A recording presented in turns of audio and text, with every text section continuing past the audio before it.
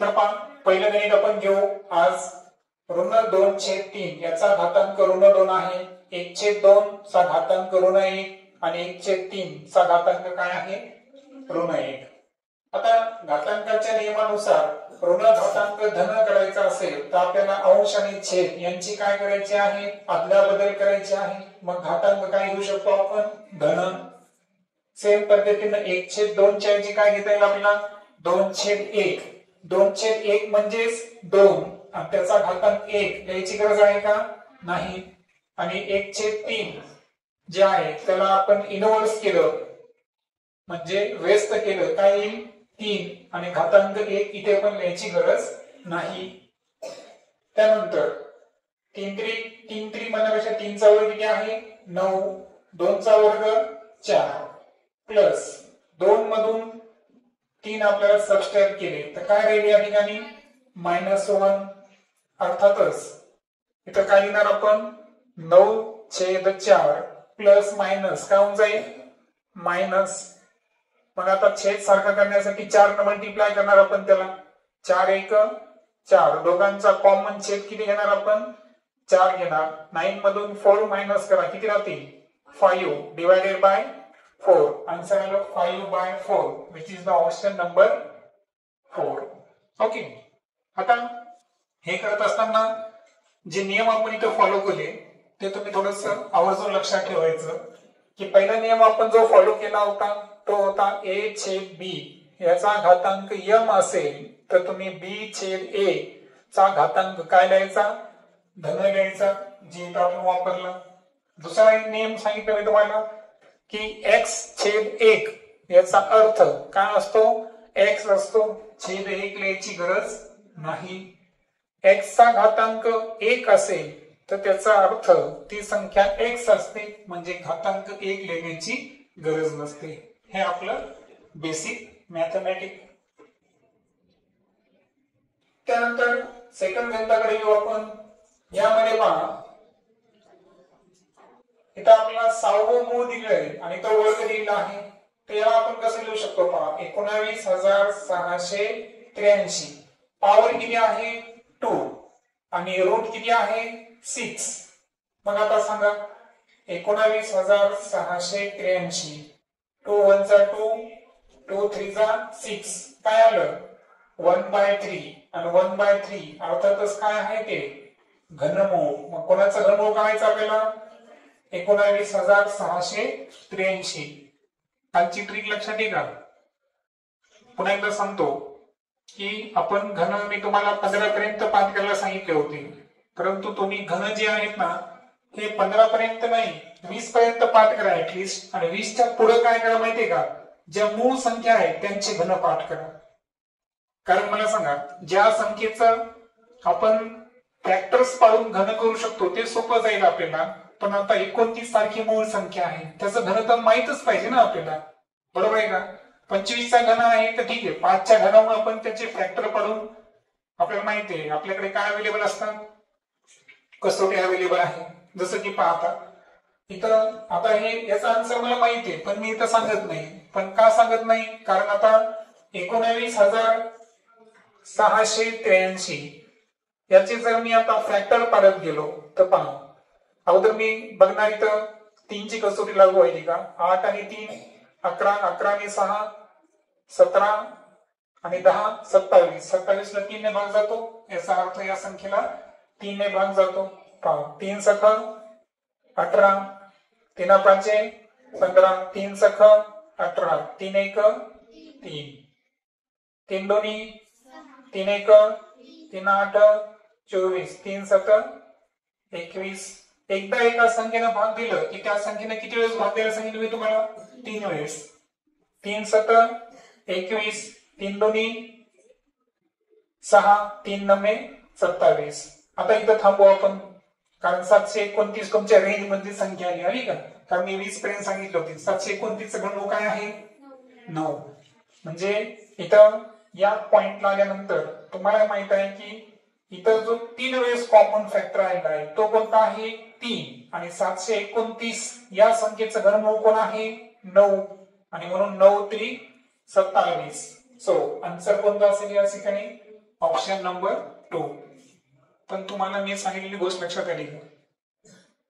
तुम्ही 20 पर्यंतचे घनपाठ करा आणि 21 पासून ते 50 पर्यंत ज्या प्राईम नंबर्स आहेत म्हणजे मूळ संख्या यांचे घनपाठ करा. बाकीचे संख्यांचे घनपाठ करायची गरज आहे का?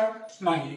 आणि जेव्हा तुम्ही फॅक्टर्स पाडताना तर अशा संख्येपर्यंतच फॅक्टर पाडायचे की ज्या संख्येचं तुम्हाला घनमूळ माहित आहे. आता 729 ला उगाच मी विनाकारण 9 ने 3 वेळेस भाग दिला, टाइम वेस्ट व्हायला. एनएमएलचं गणित आपलं किती मिनिटं सोडवायचंय? फार झालं 1 मिनिटात. 1 मिनिटात प्रश्न वाचून सॉल्व्ह करून तुमचा पर्याय गोल झाला पाहिजे.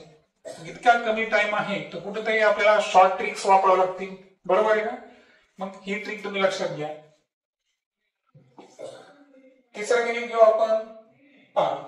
घनमुळात काय आहे? 10 चा घन म्हणजे किती होते? 1000 प्लस 3 गुणिले 10 चा वर्ग. पदावलीचा नियम माहिती ना? अगोदर गुणाकार भागाकार त्यानंतर बेरीज वजाबाकी. 10 चा स्क्वेअर 100. 100 ना 3 मल्टिप्लाय करा. किती आलं? 300. 3 into 10 30 प्लस 1. सर्वांची ऍडिशन करा. काय येईल? 1331. आणि कोणाचं घनमूळ आहे? हा आहे 11चं घनमूळ. घनमूळला घन कटलं आणि आन्सर किती आलं? 11. So option number 3 it is the correct answer. त्यानंतर चौथ्या गणितामध्ये जर पाहिलं आपण 81 च्या चौथ्या मुळाचा घन. पहा 81 च्या चौथ्या मुळाचा घन. क्लिअर? इंग्रजीमध्ये काय म्हणू आपण? पहा तुम्हाला माहित आहे मूळ म्हणजे काय? रूट. बरोबर आहे का? आणि घन हा काय आहे सध्या आपल्याकडे? पॉवर. पॉवर हा कधी पण पुढे लिहायचा घातांकाच्या अंशामध्ये आणि रूट घातांकाच्या छेदामध्ये. चौथं मूळ आहे म्हणजे काय आहे? कितवा रूट आहे? 4th route. आणि घन म्हणजे पॉवर ऑफ 3. हे तर लक्षात. म्हणजे दोन्ही भाषेमध्ये आपल्याला अर्थ कळायला पाहिजे. आता एक लक्षात घ्या की आता आपल्याला चौथं मूळ घ्यायचं आहे आणि 81 च काय या ठिकाणी घन आहे. तर अशा वेळेस काय करणार आपण? तर यामध्ये एक ट्रिक लक्षात ठेवायची की 81 च रिलेशनशिप कसं आहे ते आपण समजून घेऊ अगोदर. घन संख्या कोणत्या आहे आपल्या? जसं की आता 1 चा घन काय आहे? 1. 2 चा घन 8.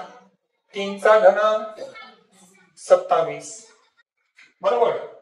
आणि सेम पद्धतीनं आपण 9 पर्यंत गेलो तर 9 चा घन काय आहे? 729. आता आपल्याला इथं आन्सर आपली डिफिकल्टी काय याच्यामध्ये? डिफिकल्टी हे आहे की 81 जे आहे तर हे कोणाचं चौथं मूळ आहे का हे आपल्याला इथं काय करावं लागेल? आयडेंटिफाय करावं लागेल. मग आता मला सांगा 1 चं चौथं मूळ जर घेतलं तर किती? 1. 2 चं चौथं मूळ घेतलं तर 2 दुनी 4, 4 दुनी 8, 8 दुनी 16. त्यानंतर 3 चं चौथं मूळ पाहू आपण. 3 त्रिक 9, 9 त्रिक 27, 27 त्रिक 81. म्हणजे याचा अर्थ काय झाला? 81 चं आपण जर चौथं मूळ घेतलं तर ती संख्या कोणती व्हायली? 3 व्हायली. मग इथं मी काय लिहिणार? 3. आणि 3 चा काय लिहिलो मी इथं? घन लिहिलो. लक्षात आलं काय केलं मी? म्हणजे या घनला मी सध्या काय केलं? निग्लेक्ट केलं. 81 चा मी काय काढला? चौथा मूळ. आणि आता त्याचा मी घन काढलो. आणि तुम्हाला माहिती आहे 3 चा घन किती आहे? 27. दॅट्स वाय ऑप्शन नंबर 2 हे काय आहे त्याचं करेक्ट आन्सर आहे. आणि फायनली 5व्या गणितात पाहू आपण की 19 चा घन आपल्याला 6859 दिलेला आहे आणि घनमुळात 0.006859 याची किंमत फाइंड करायची आहे.